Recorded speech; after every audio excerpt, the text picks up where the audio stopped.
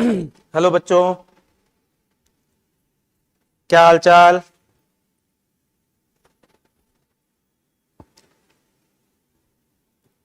हम्म। उम्मीद करता हूं। अरे वाह। आर्यन सर की क्लास ओलंपियाड की होंगी कि नहीं होंगी? अच्छा, ठीक है बच्चों, तो आर्यन सर के लिए भी काफी क्वेरीज आ रही थी। तो रिकॉर्डेड लेक्चर आर्यन सर के होंगे, राहुल मिश्रा सर के। तो आप एटॉमिक स्ट्रक्चर उसमें चल रहा है, तो आप चाहें तो उसको अटेंड कर सकते हैं। SK, good evening. Last class में एसके बाबू तुम नहीं आए थे, है ना? कोई बात नहीं।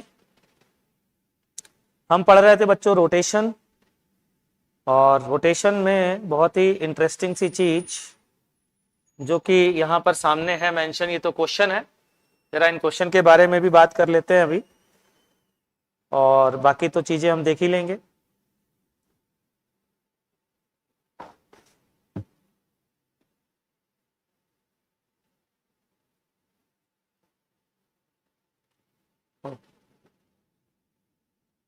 रोटेशन में हमने लास्ट क्लास में डायनामिक्स स्टार्ट कर दिया था, मैं यही दोहरा रहा हूँ लास्ट क्लास में क्या किया था, लेकिन उसके पहले ये क्वेश्चन हमको करने होंगे, ठीक है?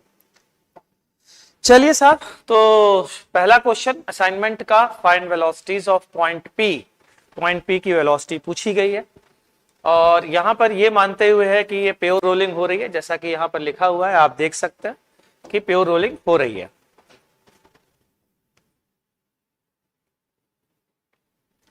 ये देखिए प्योर रोलिंग, तो अगर प्योर रोलिंग है तो V बराबर आर ओमेगा होगा, तो ओमेगा की वैल्यू V बाई आर आ गई। ठीक, एक तो ये हो सकता है। दूसरा ये भी हो सकता है कि आप लोअर मोस्ट पॉइंट से सीआरटीएम ना करके सीधा सीधा आईसीआर के अबाउट देख लें। ये चीज मैं डिस्कस कर चुका हूं, याद हो तो, analysis of velocities of point present on disc, है ना? ये बात अपन डिस्कस कर चुके हैं पहले ही।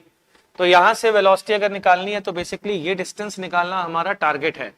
तो ये रेडियस आर है बच्चों, ये आर है, और ये एंगल अगर देखा जाए, अगर ये वर्टिकल से थीटा है तो ये एंगल अगर देखोगे तो ये 180 माइनस थीटा आएगा। ये वाला एंगल 180 माइनस थीटा होगा। ठीक है बच्चों, और ये आइसोसेलेस ट्रायंगल है, तो हम ये एंगल बता सकते हैं। ये 90 माइनस थीटा बाई 2 होगा, तो ये वाला एंगल थीटा बाई 2 होगा। और बाकी आप लोग तो वैसे भी वो प्रॉपर्टी जानते हैं कि कोई भी सेगमेंट सेंटर पर अगर थीटा एंगल बना रहा है तो सरकमफेरेंस पे थीटा बाई 2 एंगल बनाएगा। तो स्मॉल आर की वैल्यू हम निकाल सकते हैं, कितनी होगी? ये आर है, ये वाली चीज लेंथ आर है, और ये वाली ये बेस है। इस ट्राइंगल को ध्यान से देखिए बच्चों, तो ये base length R cos theta by 2 हो जाएगी कि नहीं? तो स्मॉल आर की वैल्यू आ जाती है यहां से 2r कॉस थीटा बाई 2, और यहां से हम वेलोसिटी लिखेंगे R omega, that is 2r omega cos theta by 2। R omega V के बराबर है, तो ये आ जाता है 2v cos थीटा बाई 2। ये है उस पॉइंट की वेलोसिटी जो क्वेश्चन में गिवन है, ठीक है, ग्राउंड फ्रेम में। ठीक है बच्चों, तो आगे बढ़ते हैं, अगले क्वेश्चन को देखते हैं। अगला क्वेश्चन जेईई एडवांस में आया हुआ है। VP, VQ and VC be the magnitude of velocities of point P, Q and C respectively. तो आपको ऑर्डर बताना है, तो जाहिर सी बात है नीचे वाले पॉइंट के रिस्पेक्ट में जिसकी v equal to R omega से अगर हम देखें, सबके लिए ओमेगा सेम है, तो जिसका r ज्यादा होगा उसके लिए v की वैल्यू ज्यादा होगी। तो जाहिर सी बात है वीपी, वीसी और वीक्यू में सबसे बड़ा कौन होगा? वीक्यू, उसके बाद वीसी, और वीसी होगी पी से बड़ी। ठीक है बच्चों, तो ये है लास्ट इस असाइनमेंट के क्वेश्चन का सॉल्यूशन। हम आगे बढ़ते हैं, अगला क्वेश्चन है find angular acceleration alpha, acceleration of point C, A and B. C, A and B, इन सबके axis distance travelled by the centre, ये स्मूथ दिया है बच्चों। व्हेन डिस्क कंप्लीट 1 रिवॉल्यूशन, बहुत बढ़िया। ये क्वेश्चन को हम आज क्लास में करेंगे, ऑलरेडी इसका कुछ पार्ट हमने लास्ट क्लास में किया ही था। ठीक है, a uniform bar of length L and mass M stands vertically touching a vertical wall y axis when slightly displaced its lower end begin to slide along the floor x axis. Obtain an expression for the angular velocity omega of the bar as a function of theta. Neglect friction everywhere. इसमें ये दो question है जो आज हम देखेंगे बच्चों। तो सबसे पहले पहला वाला क्वेश्चन, पहले वाले क्वेश्चन में हम लोग अगर देखें तो लास्ट क्लास में तो नहीं होगा, मुझे जहां तक याद है वो क्वेश्चन था ये कि ये एक डिस्क है, डिस्क में ऐसे धागा बांध करके टॉप मोस्ट पॉइंट पर F फोर्स लगाया जा रहा है। और हमने यहां पर एक बात डिस्कस की थी, एक कंक्लूजन ड्रॉ किया था, और वो कंक्लूजन ये था कि हम इस डिस्क के किसी भी पॉइंट के यदि फ्रेम में जाते हैं तो पूरी डिस्क हमको pure rotation motion about a fix axis करती हुई दिखाई देती है। वो एक्सिस उस पॉइंट से पास होती है और प्लेन ऑफ मोशन के परपेंडिकुलर होती है। मतलब अगर मैं इस पॉइंट के अबाउट इसके पॉइंट ए के फ्रेम में जाता हूं बच्चों तो मुझे क्या दिखेगा ये मैंने बताया है। प्लेन मोशन में, इसको प्लेनर मोशन भी कहते हैं, इस सीआरटीएम को ए से पास होने वाली एक्सिस जो इस प्लेन ऑफ मोशन के परपेंडिकुलर हो, मतलब ये इसके अबाउट ये पूरी की पूरी बॉडी हमें घूमती हुई दिखाई देगी अगर मैं पॉइंट ए के फ्रेम में चला जाऊं।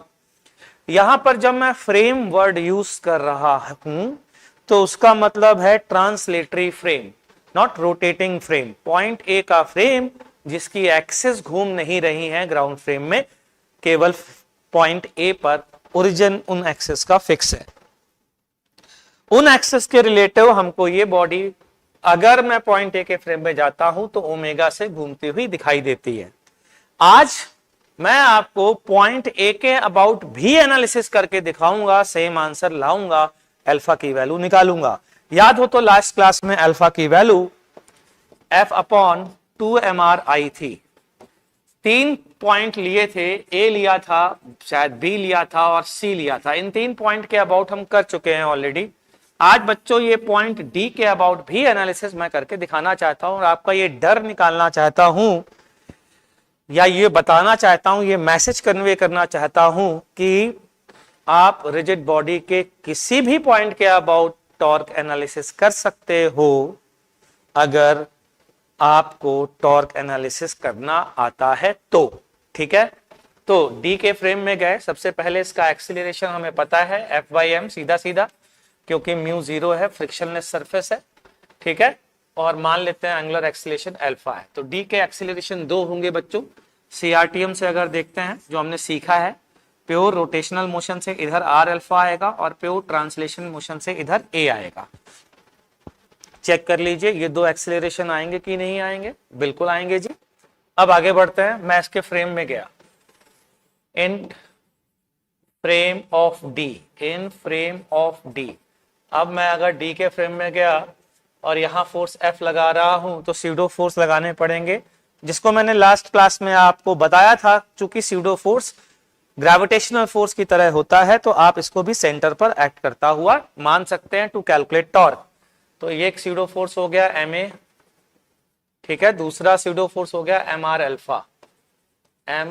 अल्फा, ठीक है। पॉइंट डी को फिक्स मान लीजिए, पॉइंट डी के अबाउट इस डिस्क को घुमाया जा रहा है। तो टॉर्क बताइए क्या होगा, F into R, moment arm mr alpha plus mr alpha into R बराबर इसके about moment of inertia 3/2 mr square into alpha. ध्यान से देखें तो यहां से F की वैल्यू आती है 3/2 mr alpha minus mr alpha, बचा कितना mr अल्फा बाई 2।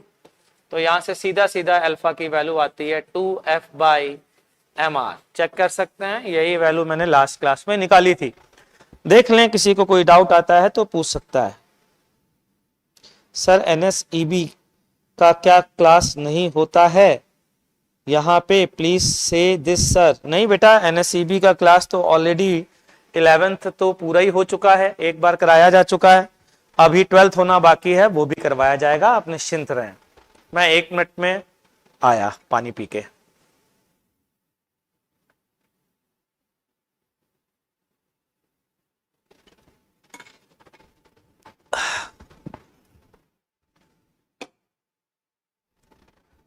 हाँ भाई, तो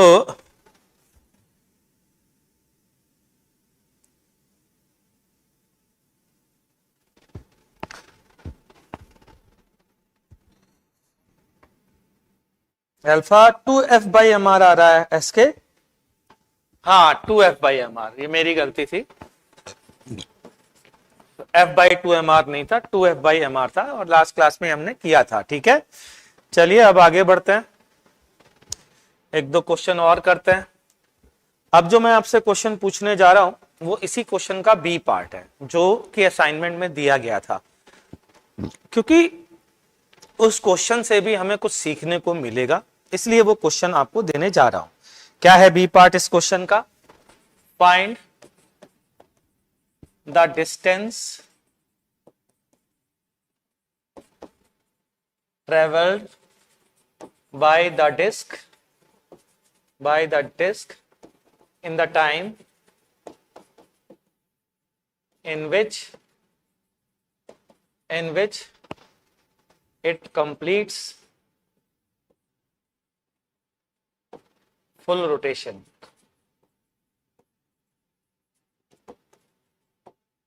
Find the distance traveled by the disk in the time in which it completes full rotation, one full rotation. अच्छा, अब distance travelled by the disc अगर मैं पूछूंगा तो आपके दिमाग में सवाल आएंगे कि सर ये डिस्क जो है वो तो कई डिस्टेंस, अलग अलग पॉइंट, अलग अलग डिस्टेंस ट्रेवल करेगा। तो ये भी जान लीजिए कि जब भी ऐसा कुछ पूछा जाए तो इसका मतलब डिफॉल्ट मीनिंग होता है distance travelled by star condition apply वाला, डिस्टेंस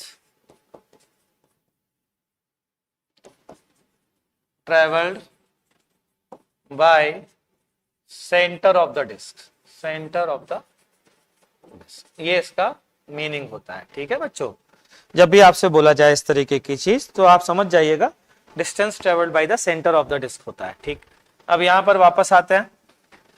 यार एक चीज समझो, मैं इस पर्टिकुलर एग्जाम्पल को लेने का मेरा पर्पस ही ये है आपको ये समझाना कि जिस तरीके से प्रोजेक्टाइल मोशन में हॉरिजॉन्टल और वर्टिकल दो अलग अलग मोशन में ब्रेक कर सकते थे आप, और उन दोनों मोशन में क्या चीज कॉमन थी, और वो कॉमन चीज थी टाइम। उसी तरीके से सिमिलर वे में आप मोशन को रोटेशन में और ट्रांसलेशन में अलग अलग ब्रेक कर सकते हो। रोटेशन में और ट्रांसलेशन में अलग अलग ब्रेक करने पर एक चीज कॉमन होगी और वो कॉमन चीज होगी टाइम। यहां पर भी वही सेम चीज है, जो चीज वहां हॉरिजॉन्टल और वर्टिकल में थी वो चीज यहां पर ट्रांसलेशन और प्योर रोटेशन में होगी। तो देखते हैं यहां पर क्या बोला गया है। यहां पर आपसे बोला गया है, एसके ने तो आंसर भी बता दिया है, यहां आपसे बोला गया है कि जितने समय में समय टाइम ये फुल रोटेशन करता है, मतलब एक चक्कर, मतलब 2 पाई रेडियन घूमता है, उतने ही समय में टाइम कॉमन, ये कितनी डिस्टेंस ट्रेवल करेगा। तो रोटेशन में टाइम, आपको रोटेशन से टाइम निकालना है और ट्रांसलेशन में यूज करना है। जैसे आप प्रोजेक्टाइल मोशन में कहते थे कि जिस समय पार्टिकल इतनी हॉरिजॉन्टल डिस्टेंस ट्रेवल करेगा उस समय वो कितनी वर्टिकल हाइट पर होगा, इसके लिए भी यही काम किया जाता था, वैसे ही यहां पर है। तो बच्चों हमें अल्फा पता चल चुका है, अल्फा इज 2f/mr, ये है अल्फा की वैल्यू।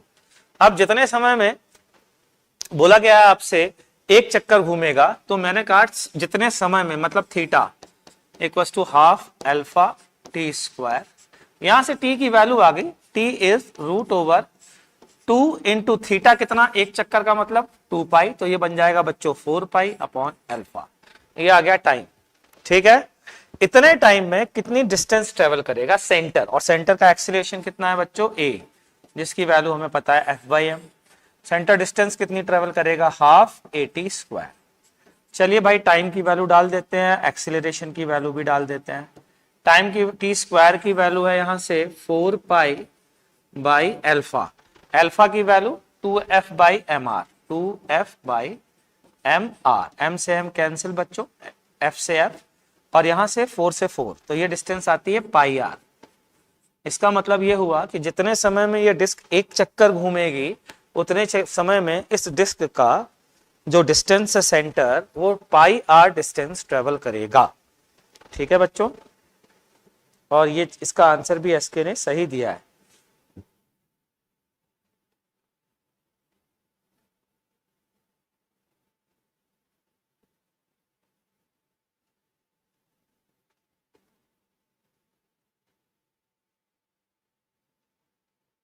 ठीक है, अब ये तो हो गया सीआरटीएम का क्वेश्चन। इसमें मैंने फ्रिक्शन नहीं लिया था और सीधा सीधा वो घूम भी रहा था और रोटेट भी कर रहा था, रोलिंग मोशन की बात नहीं की थी। अब हम क्वेश्चन लेने जा रहे हैं रोलिंग मोशन का और देखते हैं कि उसे कैसे सॉल्व किया जाए। ठीक है, तो क्वेश्चन है ये एक डिस्क, इसके टॉप मोस्ट पॉइंट पर बच्चों एफ फोर्स लग रहा है, वैसे जैसे थोड़ी देर पहले लग रहा था। Mass M radius R, but this time ये बोला गया है friction is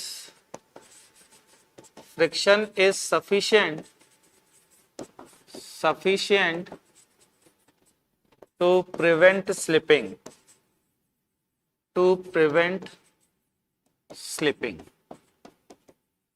friction is sufficient to prevent slipping का मतलब पता है क्या है? अगर स्लिपिंग नहीं हो रही है तो दो पॉइंट एक दूसरे के ऊपर स्लिप नहीं कर रहे हैं तो मोशन कैसा होगा? रोलिंग, क्योंकि रोलिंग मोशन की कंडीशन ही यही थी। अगर एक सरफेस दूसरी सरफेस के ऊपर रोलिंग मोशन कर रही है तो इसका मतलब कोई भी रिलेटिव स्लिपिंग नहीं होगी, रिलेटिव वेलोसिटी जीरो होगी। तो जब भी ये वर्ड यूज किया जाए कि रिलेटिव स्लिपिंग नहीं हो रही है तो इसका मतलब क्या होता है? इसका मतलब होता है disc is rolling.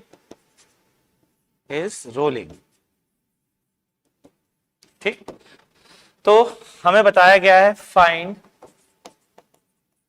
A alpha and friction force acting on the disc.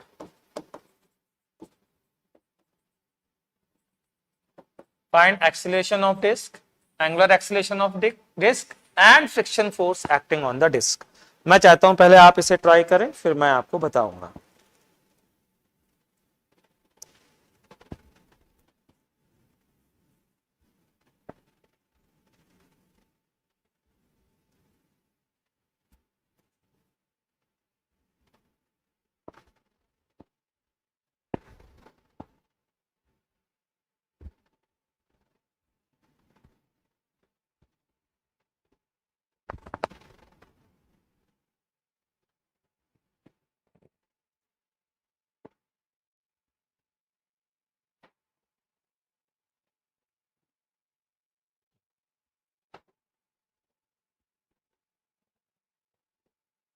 SK ने एक्सेलरेशन निकाला है a equals to F by M.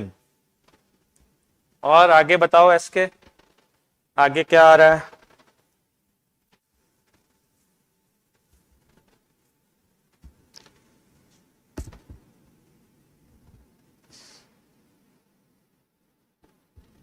Sir book reading की हैबिट होनी चाहिए। बिल्कुल होनी चाहिए बेटा, बिल्कुल होनी चाहिए। बुक रीडिंग की हैबिट होना इसलिए जरूरी है क्योंकि जेई में कॉम्प्रिहेंशन आते हैं और कॉम्प्रिहेंशन पढ़ करके समझना तभी पॉसिबल होता है जब आप बुक पढ़ते हो।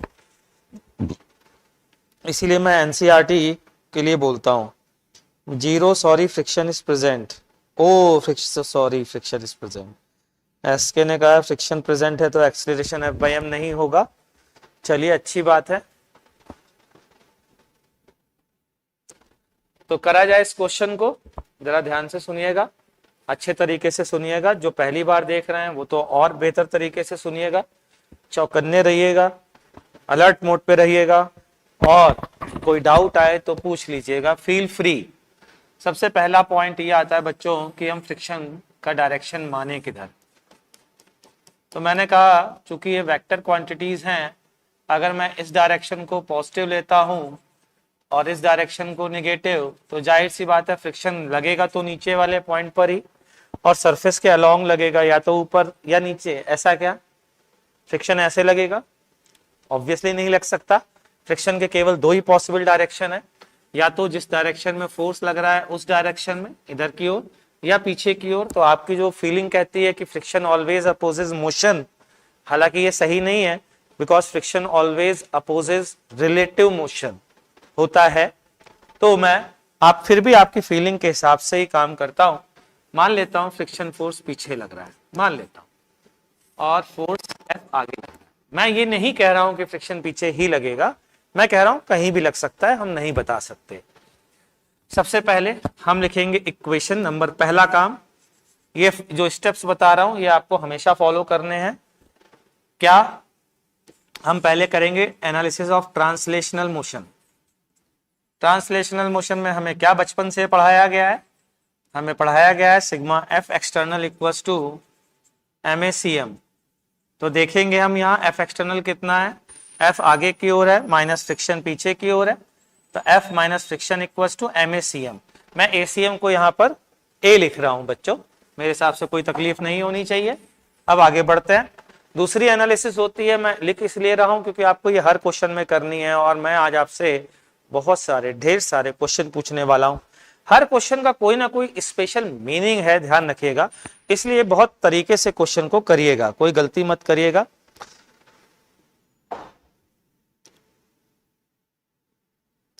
बेटा आप ब्लैंक फील करते हैं क्या? टॉपर भी ब्लैंक फील करते हैं? ये बात का जवाब मैं पहले दे चुका हूं, तो प्लीज बार बार सेम चीजें आप मत पूछिए।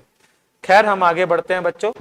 तो अब आती है रोटेशनल एनालिसिस। रोटेशनल एनालिसिस में क्या देखना है भाई? रोटेशनल एनालिसिस में हमने एक ही चीज पढ़ी है, और वो ये पढ़ी है कि यदि हम किसी के फ्रेम में जाते हैं, तो पूरी बॉडी, आज ही बताया है, पूरी बॉडी उस पॉइंट से पास होने वाली एक्सिस के अबाउट पे रोटेशन करती हुई दिखती है। सबसे अच्छा पॉइंट सेंटर ऑफ मास होता है। क्यों?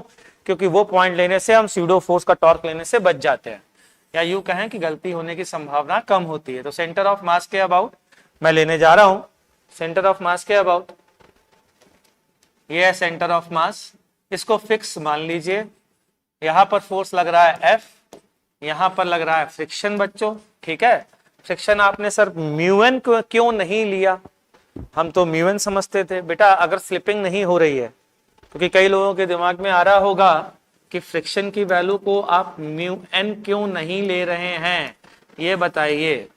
तो मेरा आंसर है वो इसलिए नहीं ले रहे हैं क्योंकि स्लिपिंग नहीं हो रही है, और स्लिपिंग नहीं हो रही है तो फ्रिक्शन कैसा होगा? स्टैटिक। और फ्रिक्शन अगर स्टैटिक है बच्चों, तो जाहिर सी बात है हम उसकी वैल्यू म्यूएन नहीं ले सकते, क्योंकि ये value maximum possible value of static friction होती है, ना कि स्टैटिक फ्रिक्शन फोर्स होती है, ठीक है। तो इसके अबाउट मैं लिखूंगा F into R minus friction into R, कि माइनस की प्लस। चेक करो मैंने गलत इक्वेशन लिखी है कि सही इक्वेशन लिखी है, जल्दी बताओ।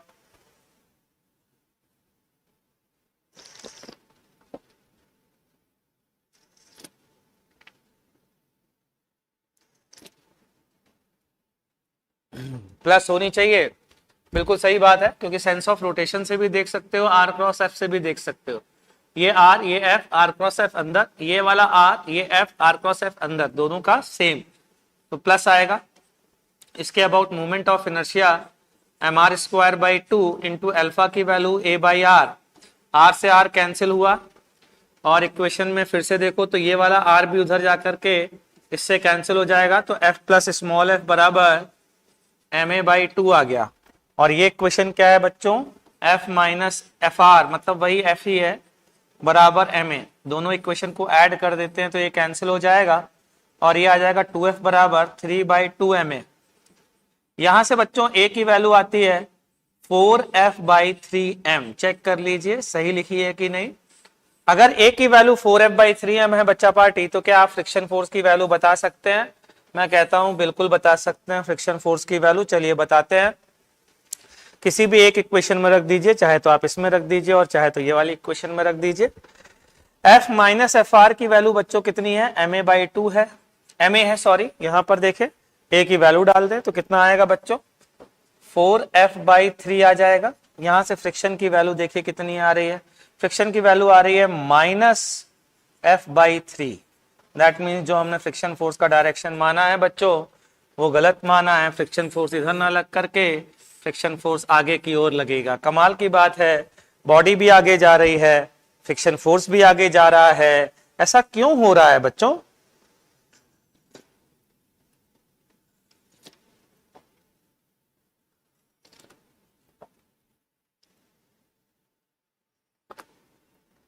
ऐसा क्यों हो रहा है बताइए।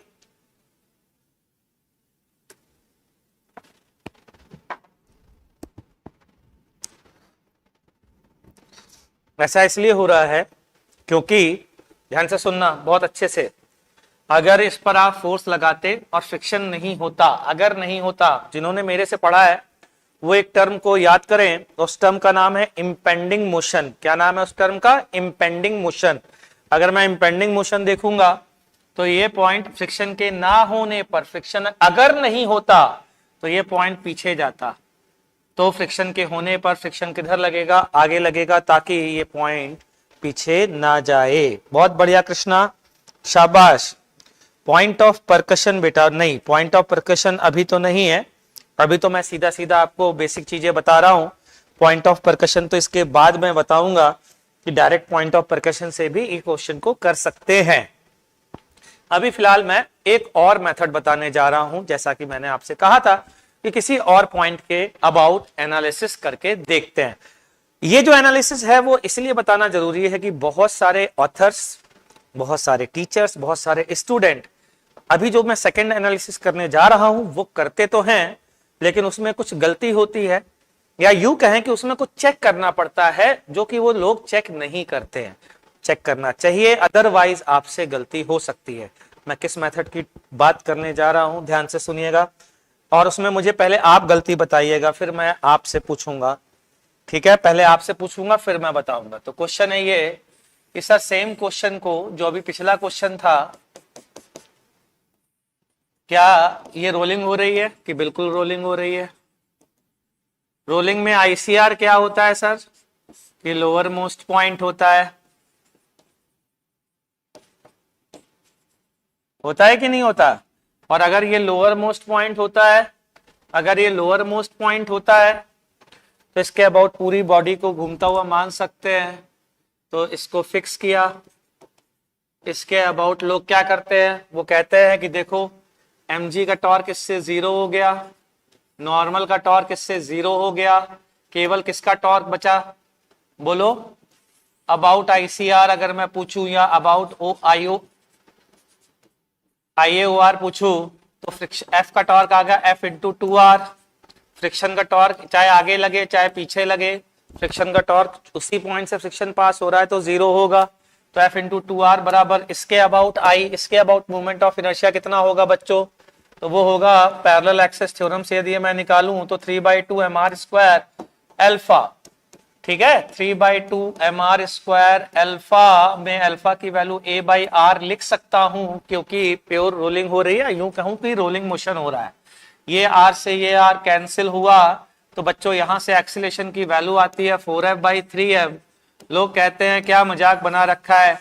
सिंपल सा क्वेश्चन है, नीचे वाले पॉइंट के अबाउट एनालिसिस करो, आंसर पाओ, मस्त हो जाओ। मेरा पूछना यह है कि इस मेथड में आंसर तो आ गया है, लेकिन मुझे कुछ, मैंने एक स्टेप मिस किया है जो मुझे करना चाहिए था, लेकिन कोइंसिडेंटली उस स्टेप से कोई फर्क नहीं पड़ रहा है, इसलिए आंसर मैच कर रहा है। बताएं बच्चों, देखते हैं कौन बता पाता है। 12th की फिजिक्स में दिक्कत आ रही है, 11th खराब थी, 11th करूं क्या? नहीं बेटा, टेक क्रिएटर नाम से जो भी मेरे से ये क्वेश्चन पूछ रहा है, अभी वो फोकस करे करंट वाले 12th पर। 12th में 11th का इतना ज्यादा भी यूज नहीं है कि आपको 11th बहुत डेप्थ में पढ़ना पड़े। कुछ क्वेश्चन में हो सकता है, कोई बात नहीं, छोड़ दीजिए उन क्वेश्चंस को, लेकिन फोकस पूरा 12th पे करिए। एक बार 12th हो जाए उसके बाद 11th पे करिएगा। एसके ने बताया है sir acceleration of ICR is 0, can do torque analysis, can't do torque analysis। SK, मैं इंप्रेस हुआ बेटा तुमसे, बहुत अच्छी बात कही है तुमने। आईसीआर का एक्सेलरेशन नॉन जीरो, और एक्सेलरेशन नॉन जीरो इसलिए ये एक नॉन इनर्शियल फ्रेम है। क्या है ये? नॉन इनर्शियल फ्रेम है। और अगर ये नॉन इनर्शियल फ्रेम है तो क्या देखना पड़ेगा? स्यूडो फोर्स देखना पड़ेगा, स्यूडो फोर्स देखना पड़ेगा। तो जरा देखते हैं स्यूडो फोर्स को, और स्यूडो फोर्स जो यहां मिस किया है, देखते हैं उस स्यूडो फोर्स को यदि मैं लेता हूं तो आंसर क्या आता है। जरा ध्यान से सुनिएगा, और यह भी हम समझने का प्रयास करेंगे कि आज के बाद किन क्वेश्चन में लोग फंस सकते हैं अगर वो आईसीआर के अबाउट एनालिसिस करते हैं। सबसे पहली चीज, अगर कोई डिस्क यहां पर ए एक्सीलरेशन से जा रही है और उसका एंगुलर एक्सीलरेशन अल्फा है और ओमेगा से घूम रही है, तो मैंने ए इक्वल्स टू आर अल्फा पहली बात तो यूज कैसे कर लिया, आप तो पहले ये बताइए फॉर रोलिंग मोशन, क्योंकि मैंने ये बताया तो है नहीं, डायरेक्ट यूज कर रहा हूँ। ये कैसे कर पा रहा हूँ, डायरेक्ट कैसे कर पा रहा हूँ, कई लोग सोच रहे होंगे ऐसा नहीं है, क्योंकि मैं बता चुका हूँ बच्चों। अगर आपको याद हो, रोलिंग की कंडीशन होती है v equals to R omega, पहले भी बताया था। डिफरेंशिएट कर दीजिए तो ये आ जाएगा dv by D T, R है constant, D omega by D T. ये स्पीड का, आपने स्पीड का ध्यान रखिएगा, स्पीड का डेरिवेटिव लिया है, तो ये आएगा a tangential of centre of mass equals to R alpha, जहां अल्फा सेंटर ऑफ मास का नहीं है, अल्फा बच्चों डिस्क का है, ध्यान रखिएगा इस बात का, ठीक है। ये रिलेशनशिप रोलिंग की आती है, इसलिए मैं आज तक a equals to R alpha use कर रहा था, ठीक है। अब अगर मैं एक्सीलरेशन की बात करूं और मुझसे कोई पूछता है कि अगर ये डिस्क रोल कर रही है, कैसा मोशन कर रही है, रोलिंग मोशन कर रही है, तो इस पॉइंट का एक्सीलरेशन बताइए, तो मैंने कहा यार ये आईसीआर है तो जीरो होगा, तो आंसर है नहीं सर, आईसीआर के लिए जीरो नहीं कह सकते। कि क्यों नहीं कह सकते, क्योंकि आईसीआर वेलोसिटी एनालिसिस के सही आंसर देती है, एक्सीलरेशन के नहीं देती है। तो मैं कहा चलो देख लेते हैं, कोई बात नहीं। बेसिक मेथड प्योर ट्रांसलेशन और रोटेशन वाला तो सही है ना, वो लगाते हैं। चलिए ध्यान से सुनिएगा बच्चों, प्योर ट्रांसलेशन की वजह से नीचे वाले पॉइंट का एक्सीलरेशन आएगा किधर की ओर, आगे की ओर, और कितना होगा ए। प्योर रोटेशन की वजह से पीछे की ओर आएगा आर अल्फा, और यहां क्या लिखा हुआ है, ए बराबर आर अल्फा, तो ये एक्सीलरेशन, ये नेट वैल्यू कितनी हो गई है, जीरो। तो लोग कहते हैं ये लीजिए सर आईसीआर का भी तो एक्सीलरेशन जीरो हो गया है। मैं कहता हूं इस ओमेगा का क्या होगा, ये ओमेगा इसीलिए एक्सीलरेशन में लोग भूलते हैं और वो यहां पर भी भूल जाते हैं, इसलिए फर्क नहीं पड़ता। तो एक्चुअल में आएगा आर ओमेगा स्क्वायर। इसका मतलब इस समय आईसीआर का भी एक्सीलरेशन होगा। एक बार जब डिस्क चलने लगेगी, मैं मानता हूं t बराबर जीरो पर जब ओमेगा जीरो होगा, उस समय आईसीआर का एक्सीलरेशन जीरो होगा। लेकिन उसके बाद तुरंत जैसे ही ओमेगा आएगा, फर्दर आईसीआर का एक्सीलरेशन आता जाएगा, बार बार लगातार उस नीचे वाले पॉइंट का एक्सीलरेशन मेंटेन रहेगा। मतलब हर बार आर ओमेगा स्क्वायर होगा और ओमेगा नॉन जीरो है, तो जाहिर सी बात है एक्सीलरेशन होगा। और एक्सीलरेशन होगा तो ये फ्रेम कैसा हुआ बच्चों, नॉन इनर्शियल फ्रेम हुआ, ठीक है। पहले तो ये समझ लीजिए, आज के बाद रोलिंग करती हुई डिस्क का के नीचे वाले पॉइंट का एक्सीलरेशन ऊपर की ओर आर ओमेगा स्क्वायर होता है। ये समझ में आ गया? अगर ये समझ में आ गया है तो मैं अब एनालिसिस करने जा रहा हूं।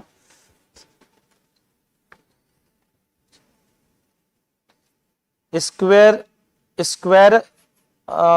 यूट्यूब, पता नहीं स्क्वायर है यूट्यूब कह रहे हैं, मैं इग्नोर कर रहा हूं। हाँ नहीं भाई, इग्नोर तो नहीं कर रहा हूं, बिल्कुल इग्नोर नहीं कर रहा हूं, निश्चिंत रहो। फिलहाल तो मैं आगे बढ़ता हूं बच्चों, जरा ध्यान दीजिएगा। तो अब वापस से एनालिसिस करते हैं नीचे वाले पॉइंट के अबाउट। तो क्या जो गलती कर रहे थे, ये आ गया एफ, सीडो फोर्स लेना पड़ेगा। सीडो फोर्स कैसे लेते हैं, पॉइंट का एक्सीलरेशन ऊपर की ओर है तो सीडो फोर्स लगेगा, इसका जस्ट उल्टा, और सेंटर ऑफ मास से पास होगा। ये पहले डिस्कस कर चुके हैं। ये देखिए, इस कारण से आप बच जा रहे थे। क्यों बच जा रहे थे? क्योंकि स्यूडो फोर्स आईसीआर से ही पास हो रहा है, स्यूडो फोर्स आईसीआर से ही पास हो रहा है। और चूंकि स्यूडो फोर्स आईसीआर से ही पास हो रहा है, चूंकि स्यूडो फोर्स आईसीआर से ही पास हो रहा है, इसलिए इसका टॉर्क जीरो हो जाता है कोइंसिडेंटली, और इस कारण से आंसर आ जाता है। तो लोग कहते हैं तो हमेशा ही हो जाएगा, गुरुजी आप क्यों परेशान हो रहे हो इतना? मैं कहा ऐसा जरूरी नहीं है बच्चों, ध्यान से देखिए। हो सकता है आपको नॉन यूनिफॉर्म डिस्क दी जाए, आपसे कहा जाए ये एक डिस्क है और इस डिस्क में एक होल बना दिया गया है, और अब आपने कहा इस पॉइंट के अबाउट आप एनालिसिस करने जा रहे हैं, आप गलती कर जाओगे इस पॉइंट के अबाउट। अगर ओमेगा हुआ तो इस पॉइंट के अबाउट नेट एक्सीलरेशन जीरो नहीं होगा। सेंटर ऑफ मास चूंकि यहां कहीं होगा, इसका एक्सीलरेशन यहां होगा, तो इस जगह पर एक स्यूडो फोर्स का टॉर्क भी आएगा, किसके अबाउट, आईसीआर के अबाउट, अगर सेंटर ऑफ मास यहाँ है तो इस बात को समझ लीजिए बच्चों। जेई उसी जगह पर बेवकूफ बनाता है जिस जगह मैक्सिमम लोग गलती करते आते हैं।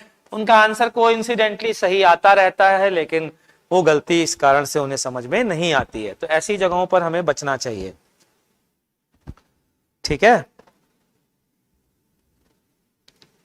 Rahil Singh, olympiad lecture olympiad corner पर क्यों नहीं आ रहे हैं? बेटा बच्चे कहते थे कोटा पल्स पर क्यों नहीं आ रहे हैं, तो मैंने कोटा पल्स पर शुरू कर दिया है, तो अब एक ही जगह रहूंगा, इसीलिए यहाँ पर आ गया हूँ, ठीक है। चलिए, अब आपको ये अगर ये समझ में आ गया है तो मैं आपको से अगला क्वेश्चन पूछ रहा हूं, उस क्वेश्चन का आंसर दीजिए अगर आपको मेरी बात समझ में आ गई है तो मेरी बात जो थी वो मैं दोबारा से अगला क्वेश्चन पूछ करके पूछने जा रहा हूं। क्वेश्चन है ये बच्चों, कॉपी पेन उठा लीजिए और फटाक से क्वेश्चन का आंसर निकालिएगा।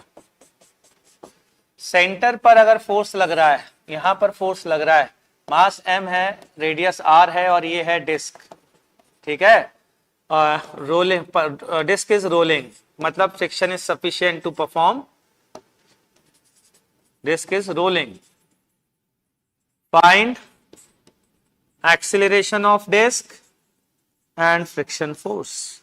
चलिए शुरू हो जाइए, देखते हैं कितने लोग इसका आंसर निकाल पाते हैं। शुरू हो जाइए फटाफट, आपको दे रहा हूं 2 minute. Sir is SCV theory enough for J advance? यार एससीवी की थ्योरी अब तो इनफ तो नहीं बोलूंगा, लेकिन हाँ ये जरूर बोलूंगा जेई मेंस के लिए इनफ है। और अगर आपको टॉप 100 में आना है या टॉप 50 में आना है तो आपको थोड़ा सा बियॉन्ड एससीवी के जाना पड़ेगा, लेकिन आप टॉप 500 तक तो आ ही सकते हैं एससीवी की दम पर, लेकिन वो जैसे आप पढ़ते हो वैसे नहीं पढ़ा जाएगा। बुक रीडिंग बेटा किसी से भी शुरू कर सकते हो, लेकिन मेरा सजेशन है पहले एससीवी पढ़ो, उसके बाद एनसीईआरटी पढ़ो।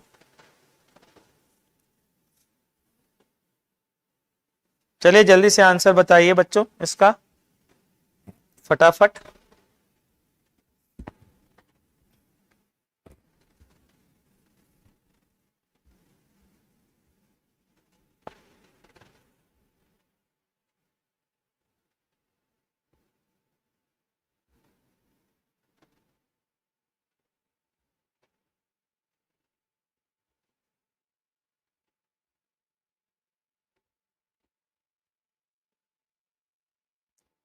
हाँ भाई आया क्या?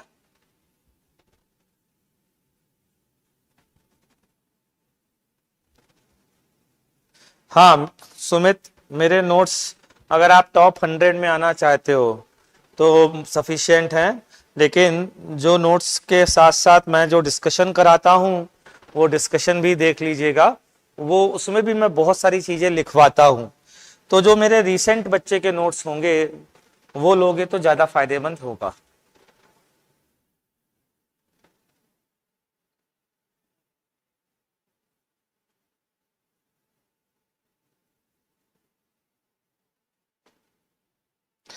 अनअकैडमी में शिवांश ईएलपी डीपीपी ही है, डेली प्रैक्टिस प्रॉब्लम्स जो हैं वो ईएलपी के फॉर्म में मिलती हैं, डीपीपी अलग से नहीं मिलती है, डीपीपी ईएलपी ही डीपीपी है, ठीक है। चलिए हम आगे बढ़ते हैं और इस क्वेश्चन को करते हैं, जैसा कि एसके ने आंसर निकाल भी दिया है। क्या हम इस समय इस पॉइंट के अबाउट एनालिसिस कर सकते हैं? आंसर है यस कर सकते हैं, क्योंकि सेंटर ऑफ मास जस्ट इसी के ऊपर है, तो यहां से स्यूडो फोर्स पास होगा, तो एनालिसिस की जा सकती है। तो नीचे वाले पॉइंट पी के अबाउट एफ इंटू आर बराबर आई अल्फा, नीचे के अबाउट 3/2 mr स्क्वायर, अल्फा की वैल्यू a बाई आर, तो यहां से ये कैंसिल हो गया, a की वैल्यू आती है 2f/3m, ये आ गया एक्सीलरेशन। अगर बच्चों ये एक्सीलरेशन है तो फ्रिक्शन आप डायरेक्ट बता सकते हो कि आगे लगेगा कि पीछे लगेगा। कि वो कैसे? कि अगर फ्रिक्शन नहीं होता तो एक्सीलरेशन f/m होता, अगर फ्रिक्शन नहीं होता तो, और ये f/m से छोटा है, इसका मतलब फ्रिक्शन जो है वो पीछे की ओर लग रहा होगा। कितना लग रहा होगा? f minus F R equal to ma, that is 2f/3। यहां से फ्रिक्शन की वैल्यू आती है 3f/3,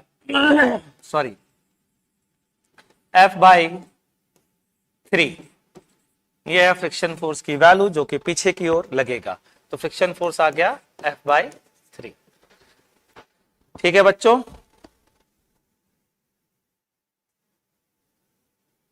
सर आप फिजिक्स गैलेक्सी बुक को बुरा क्या कहते हो? नहीं, मैं तो बुरा नहीं कहता हूं। बुरा क्यों कहते हो? नहीं बेटा, मैं फिजिक्स गैलेक्सी बुक को बुरा नहीं कहता हूं। मैं ये कहता हूं कि मैंने फिजिक्स गैलेक्सी बुक नहीं पढ़ी है, तो मैं उसके बारे में क्या कहूं। तो बस बुरा तो नहीं कहा। सर लोग बोल रहे हैं कि आप आगे लेक्चर्स डालना कंटिन्यू नहीं करोगे, ये सब अनअकैडमी की मार्किंग स्ट्रेटजी है। सर एक बार प्लीज कंफर्म कर दो कि क्या आप 2025 तक सिलेबस कंप्लीट कर दोगे? यस बिल्कुल कर देंगे राहिल सिंह, ये रिकॉर्ड कर लीजिएगा। सर राहुल सर की केमिस्ट्री ओलंपियाड क्लासेस कब शुरू होंगी? दोबारा हो चुकी हैं यथर्व, ऑलरेडी रिकॉर्डेड फॉर्म में आ रही हैं, तो आप देखिएगा, सर्च करिएगा, आपको मिल जाएगी। अगला क्वेश्चन मैं आप लोगों से पूछने जा रहा हूं, ध्यान रखिएगा हर क्वेश्चन का कुछ मीनिंग है। इन सबको क्लब करके एक थ्योरी आपके सामने पेश करूंगा, इस कारण से ये क्वेश्चन बहुत मायने रखते हैं। तो यूं क्वेश्चन को यूं ही मत समझिएगा, इन क्वेश्चन से कुछ थ्योरी कंक्लूड करूंगा। फिलहाल तीसरा क्वेश्चन, फिर से डिस्क है, मास m है, रेडियस r है, या ये है सेंटर, सेंटर से r/2 डिस्टेंस पर फोर्स लग रहा है। इस बार सेंटर से r/2 डिस्टेंस पर फोर्स लगाया जा रहा है।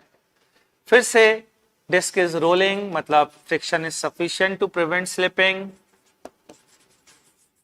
और आपको find acceleration of disc and value of friction force, ये दोनों चीजें आपको बतानी है। शुरू हो जाइए।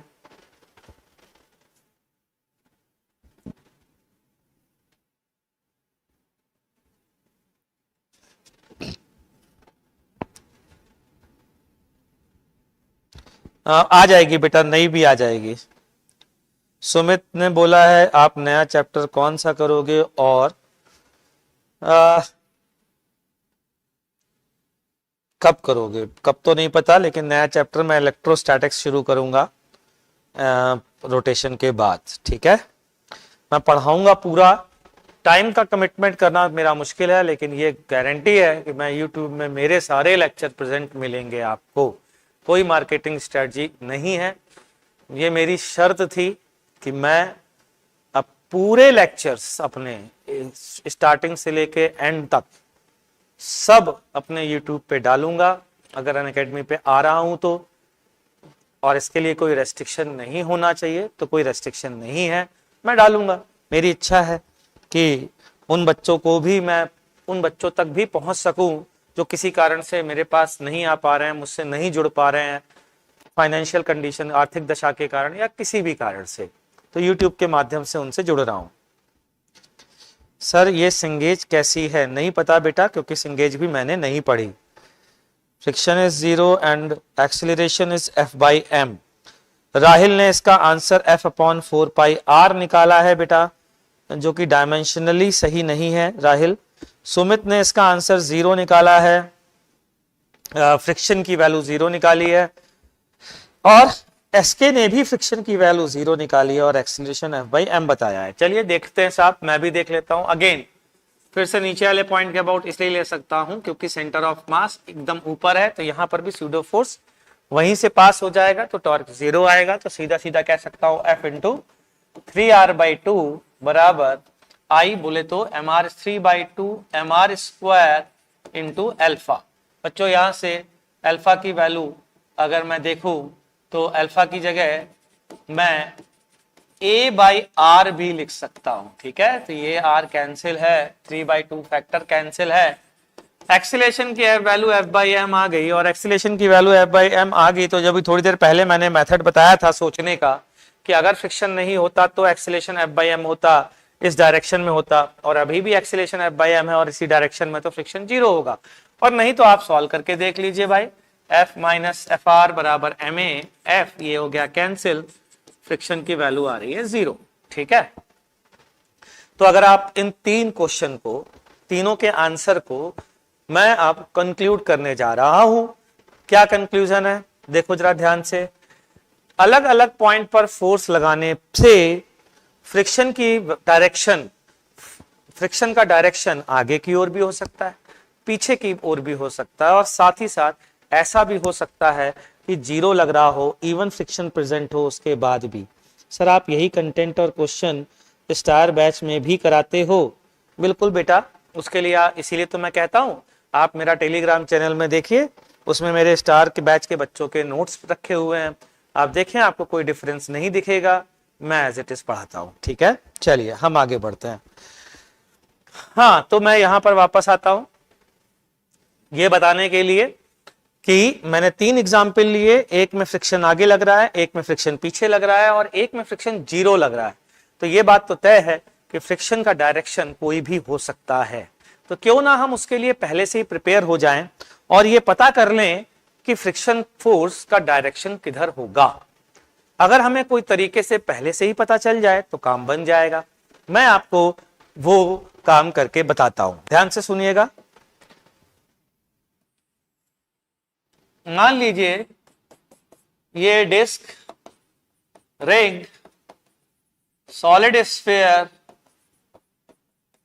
या स्फेरिकल शेल में से कुछ भी है, इन चारों में से कुछ भी हो सकता है, मतलब स्फेरिकल या सर्कुलर सिमेट्री जिसमें है उसकी बात कर रहा हूं, ठीक है।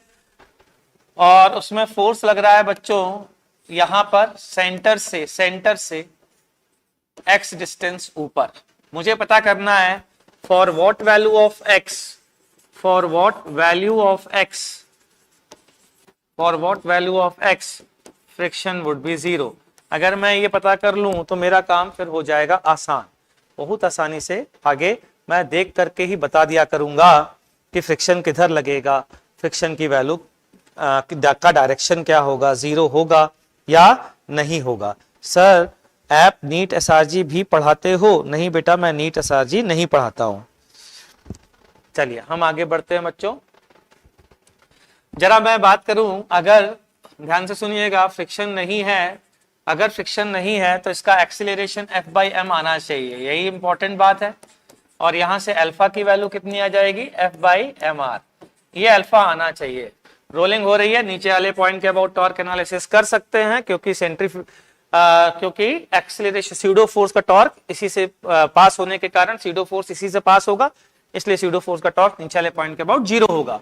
तो मैं लिखूंगा F इन ब्रैकेट, मान लेते हैं इसके about moment of inertia IC है, तो IC plus mr square parallel axis theorem से नीचे वाले पॉइंट के अबाउट मोमेंट ऑफ इनर्शिया आ जाएगा।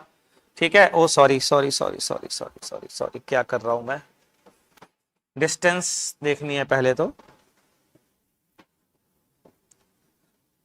हाँ, F इंटू ये डिस्टेंस होगी R प्लस एक्स, ये हो गया टॉर्क नीचे वाले पॉइंट के अबाउट, ये बराबर होगा moment of inertia about centre plus इसके अबाउट प्लस mr स्क्वायर। ठीक है भाई, इंटू एक्सीलरेशन, इंटू क्या, ये आई अल्फा एंगुलर एक्सीलरेशन, अल्फा की वैल्यू बोलिए F/mr। यहां से बच्चों F से F कैंसिल हो गया। अब हम यहां से x की वैल्यू निकालते हैं, तो x की वैल्यू कितनी आती है, ये आती है IC/mr प्लस r, वो उधर गया माइनस r, ये कैंसिल हुआ। यहां से x की वैल्यू आ रही है IC/mr। दैट मीन्स अभी थोड़ी देर पहले हमने डिस्क लिया था, थोड़ी देर पहले क्या लिया था बच्चों, डिस्क लिया था, तो IC की वैल्यू क्या आ रही होगी, जल्दी बोलो। IC क्या होता है, डिस्क सेंटर के अबाउट mr स्क्वायर बाई 2, और नीचे mr, तो m से m कैंसिल, r से r गया r/2। दैट मीन्स डिस्क में सेंटर से r/2 पर यदि आप फोर्स लगाओगे तो यहां पर फ्रिक्शन की वैल्यू जीरो आएगी, और यही हुआ पिछले क्वेश्चन में अगर आपने देखा हो तो। ठीक, अब जरा आप बताइए, रिंग में मैं कहां फोर्स लगाऊं, सॉरी कुछ गड़बड़ हुआ है क्या, हाँ हुआ तो है। हाँ, रिंग में मैं कहां फोर्स लगाऊं, ये रिंग ले रहा हूं बच्चों, और आप बताइए रिंग में किस पॉइंट पर फोर्स लगाऊं ताकि फ्रिक्शन जीरो हो। चलिए बताइए फटाफट, देखते हैं कितने लोग बता पाते हैं।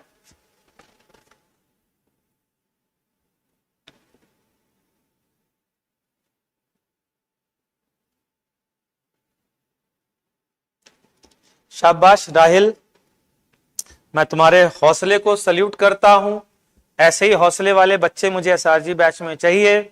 आपको पता है, आप मेरे एसआरजी बैच में बच्चों से सुनिएगा, बच्चे डरते हैं जब एसआरजी बैच में उनका एडमिशन हो जाता है तो वो इस बात से डरते हैं कि सर अगर मेरी रैंक खराब होगी तो आप एसआरजी से निकाल दोगे।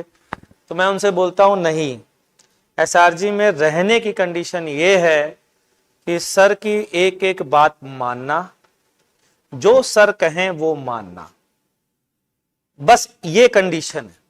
अगर आप ये कंडीशन फॉलो कर रहे हो तो आपकी रैंक कुछ भी आए कोई फर्क नहीं पड़ता। क्यों? क्योंकि ये मेरा विश्वास है कि जो सर की बात मान रहा है उसकी आगे चल करके जेई में वो टॉप 100 में आएगा ही आएगा। उसको वो पूरा करना है, जो सर होमवर्क दें, जो सर कहें, अगर आप पूरा कर रहे हो तो आपको एसआरजी में रहने से कोई रोक नहीं सकता। एसके ने कहा है टॉप मोस्ट पॉइंट, बिल्कुल सही कहा है एसके ने। टॉप मोस्ट पॉइंट कैसे आएगा? ये वैल्यू जो आई है इसी में डाल के देख लेते हैं। एक्स की वैल्यू आईसी, आईसी होता है MR square in case of ring, और नीचे भी एमआर स्क्वायर, ठीक है, एमआर, सॉरी ये कैंसिल हुआ तो केवल क्या बचा? आर। सेंटर से आर डिस्टेंस, मतलब टॉप मोस्ट पॉइंट पर रिंग में अगर फोर्स लगाएंगे तो फ्रिक्शन की वैल्यू कितनी आएगी बच्चों? 0। चलिए आगे बढ़ते हैं। सॉलिड स्फीयर सबको देख लेते हैं अपन लोग, आगे बढ़ते हैं। कुछ गड़बड़ हुआ है क्या भाई? ओहो, ये क्या हो रहा है? अरे कीप भाई, हम रखना चाहते हैं, कुछ गलती हुई है क्या? ओके, खत्म हो गई है मेरे पास।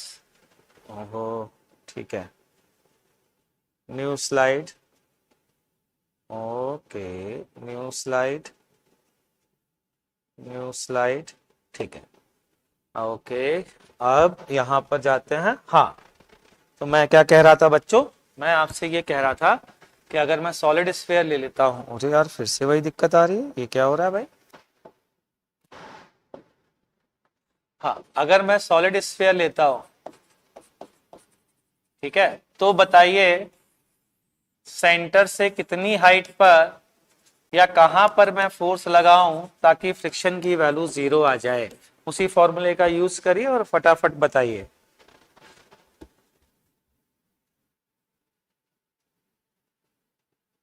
शाबाश सुमित, बिल्कुल आप ज्वाइन करिए। और लेकिन ध्यान रखिएगा, मेरी क्लास में बहुत ज्यादा मैं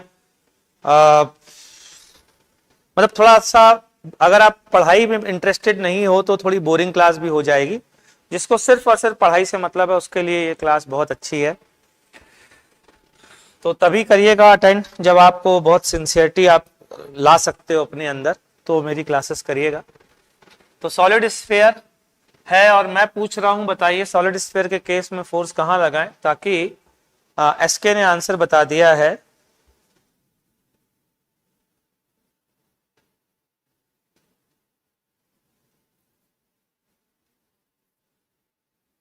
राहिल बेटा, मेरे इसी वीडियो में लिंक आएगा जिसमें आप एसआरजी के लिए अपनी बात को रख सकते हैं, या एक पुराना वीडियो आप इस चैनल पे सर्च करिएगा जिसमें मैंने एसआरजी में सिलेक्शन के लिए बात की है, उसमें भी आप ये काम कर सकते हैं, ठीक है, गूगल फॉर्म भर सकते हैं। फिलहाल यहाँ सॉलिड स्फीयर है, जब मैं एक्स की वैल्यू ऑलरेडी बता चुका हूँ, सीधा सीधा वैल्यू डालनी है, IC upon M R. IC की वैल्यू है 2/5 mr square divided by M R, ये हो गया कैंसिल। यहां से वैल्यू आती है 2/5 r, ये है x की वैल्यू। 2/5 r डिस्टेंस पे अगर आप फोर्स लगाओगे, तो जब आप स्नूकर या पूल खेलते हो और आप चाहते हो कि बॉल पहली हिट में ही रोल करना स्टार्ट कर दे, मतलब इजीली स्टार्ट हो जाए, मतलब फ्रिक्शन की जरूरत ना पड़े रोलिंग के लिए, तो आपको सेंटर से लगभग 2/5 r, मतलब लगभग r/2 से थोड़ा कम पर हिट करना चाहिए, ठीक है। लास्ट है थिन स्फेरिकल शेल, बताइए कहां हिट करें या कहां फोर्स लगाएं ताकि फ्रिक्शन 0 हो? मेरे हिसाब से अब फटाफट आंसर आ जाएगा। एसके तो फटाफट बता ही रहे हैं। एसके बेटा, आपका नाम क्या है, पूछ सकता हूं? कहां फोर्स लगाएं ताकि फ्रिक्शन की वैल्यू 0 हो जाए? क्या हमने गूगल फॉर्म इसमें वो वाला डाला है जिसमें एसआरजी वाला डाला है? आप एसआर हाँ, अब एसआरजी वाला भी फॉर्म डाल दीजिए ना बच्चों, एसआरजी वाला भी फॉर्म आ जाएगा तो आप निश्चिंत रहें, आप गूगल फॉर्म एसआरजी वाला भर सकते हो। अब सुमित गुजर ने भी आंसर दे दिया है, बहुत बढ़िया। और एसके भी आंसर शायद निकाल चुके होंगे। अब की आंसर है मोमेंट ऑफ इनर्शिया, आपको याद होना चाहिए थिन स्फेरिकल शेल का मोमेंट ऑफ इनर्शिया होता है 2/3 mr²। ठीक है, तो यहां से बच्चों x की वैल्यू IC/mr अगर मैं यूज करता हूं तो ये वैल्यू आती है 2/3 mr। तो ये है इसका फ्रिक्शन की वैल्यूज जीरो कब कब किन किन केसेस में होगी, ये मैंने आपसे अभी पूछा है। ठीक है, अब बच्चों मैं ये देखना चाहता हूं कि अगर कहीं पर ऐसा फोर्स लग रहा है कि आखिर ये जो सिचुएशन है जो ये सॉल्व किया है, मतलब ये कोई खास बात है या कोई स्पेशल बात है, तो मेरा कहना है यस ये एक स्पेशल बात है। और वो स्पेशल बात आती है पॉइंट्स ऑफ परकशन के नाम से। Points of percussion, points of percussion. Points of percussion बहुत इंटरेस्टिंग चीज है। पता है क्या होते हैं? ये पेयर ऑफ पॉइंट्स होते हैं, pair of points, pair of points.